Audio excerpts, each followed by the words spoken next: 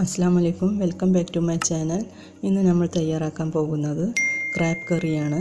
ഇത് നമുക്ക് ഈസി ആയിട്ട് തയ്യാറാക്കിയെടുക്കാം. അപ്പോൾ ഇതുവരെ എൻ്റെ ചാനൽ സബ്സ്ക്രൈബ് ചെയ്തിട്ടില്ലെങ്കിൽ ഒന്ന് സബ്സ്ക്രൈബ് ചെയ്യാൻ മറക്കരുത്. അപ്പോൾ നമുക്ക് നല്ല ടേസ്റ്റിയായ ക്രാബ് കറി എങ്ങനെ തയ്യാറാക്കിയെടുക്കാമെന്ന് നോക്കാം.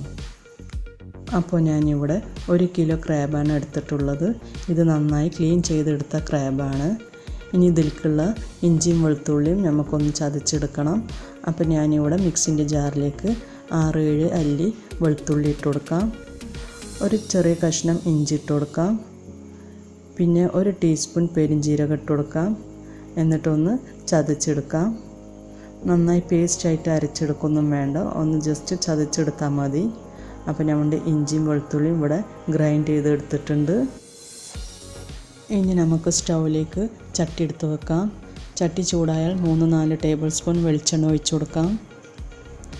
വെളിച്ചെണ്ണ ചൂടായാൽ അതിലേക്ക് 1/2 ടീസ്പൂൺ ഉലുവ ഇട്ട് കൊടുക്കാം. ഇനി ഇതൊന്ന് പൊട്ടി വരട്ടെ. അപ്പോൾ ഇവിടെ ഉലുവ പൊട്ടിയിട്ടുണ്ട്. ഇനി അതിലേക്ക് സവാള ഇട്ട് കൊടുക്കാം. അപ്പോൾ ഞാനിവിടെ 2 വലിയ സവാളയാണ് ഇട്ട് കൊടുക്കുന്നത്. പിന്നെ കുറച്ച് കറി ലീവ്സ് ഇട്ട് കൊടുക്കാം. ആവശ്യത്തിനുള്ള ഉപ്പിട്ട് കൊടുക്കാം. ഇനി ഇതൊന്ന് നന്നായി ഇളക്കി കൊടുക്കാം.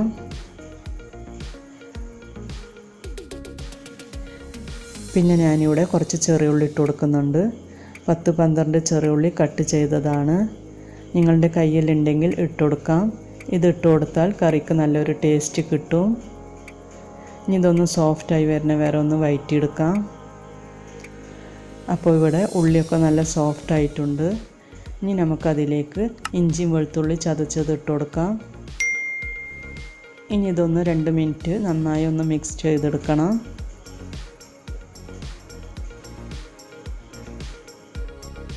ഇനി ഇതിലേക്ക് മസാലപ്പൊടി ഇട്ട് കൊടുക്കാം. 1/2 ടീസ്പൂൺ മഞ്ഞൾപ്പൊടി, 2 ടീസ്പൂൺ മല്ലിപ്പൊടി, പിന്നെ 1 ടീസ്പൂൺ മുളക് പൊടി, 1 ടീസ്പൂൺ കാശ്മീരി ചില്ലിപ്പൊടി, പിന്നെ 1 ടീസ്പൂൺ കുരുമുളക് പൊടി. എന്നിട്ട് ഇതെല്ലാം നന്നായി ഒന്ന് മിക്സ് ചെയ്തെടുക്കണം.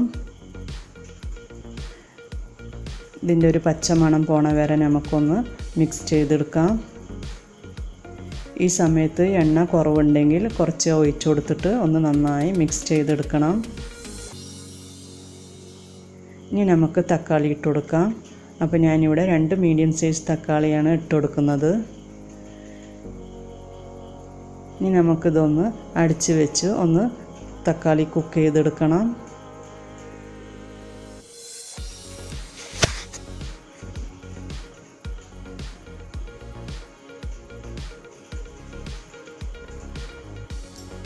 അപ്പോൾ ഇവിടെ തക്കാളിയും മസാല ഒക്കെ നല്ല കുക്കായിട്ടുണ്ട്.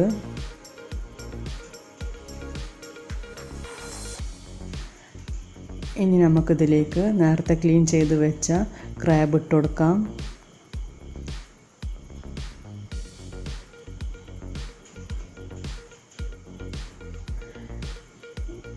ഇനി നമുക്കിതൊന്ന് നന്നായി മിക്സ് ചെയ്തെടുക്കാം.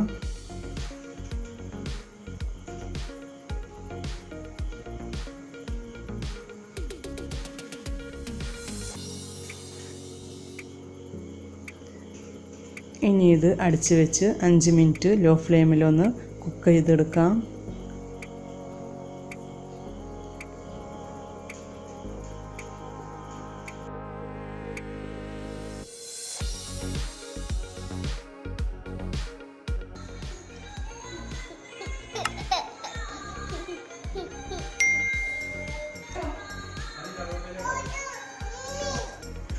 അപ്പോൾ ഇവിടെ 5 മിനിറ്റ് ആയിട്ടുണ്ട്.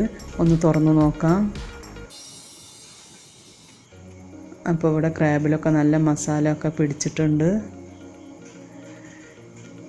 ഇനി ഇതിലേക്ക് 1/2 ഗ്ലാസ് ചുടുവെള്ളം ഒഴിച്ചു കൊടുക്കാം. എന്നിട്ടൊന്ന് ഇളക്കി കൊടുക്കാം.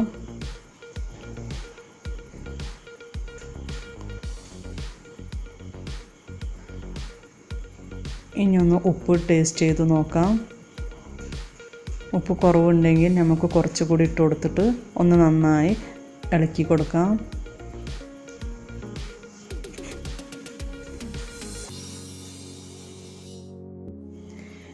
ഇനി ഇത് 15 മിനിറ്റ് മീഡിയം ഫ്ലെയിമിൽ അടച്ച് വെച്ച് കുക്ക് ചെയ്തെടുക്കാം.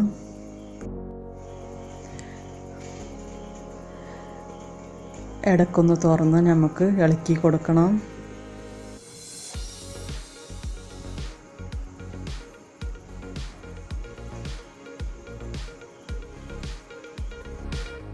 ഇനി നമുക്കൊന്ന് തുറന്ന് നോക്കാം. അപ്പോൾ ഇവിടെ വെള്ളമൊക്കെ വറ്റി ക്രാബൊക്കെ നന്നായി വെന്തിട്ടുണ്ട്.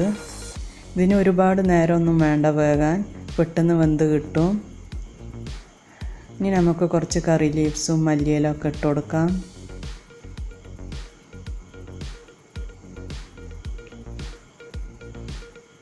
നല്ലൊരു സ്പൈസി കറിയാണ്. ഈ കറിക്ക് കുറച്ച് സ്പൈസി വേണം, എന്നാലാണ് ടേസ്റ്റ്. അപ്പോൾ നമ്മുടെ ക്രാബ് കറി റെഡി ആയിട്ടുണ്ട്. ഇനി നമുക്ക് സെർവ് ചെയ്യാം. അപ്പോൾ നമ്മുടെ ടേസ്റ്റി ക്രാബ് കറി റെഡിയായി. നല്ല സ്പൈസിയാണ്. ചപ്പാത്തി ചോറിൻ്റെ കൂടെ കഴിക്കാൻ നല്ല ടേസ്റ്റാണ്. എല്ലാവരും ഇത് ട്രൈ ചെയ്ത് നോക്കുക. എൻ്റെ വീഡിയോ ഇഷ്ടമായാൽ ലൈക്ക്, ഷെയർ, കമൻറ്റ് ചെയ്യുക. അപ്പോൾ ഇനി ഞാൻ നല്ല വീഡിയോസുമായി വരാം. Thank you.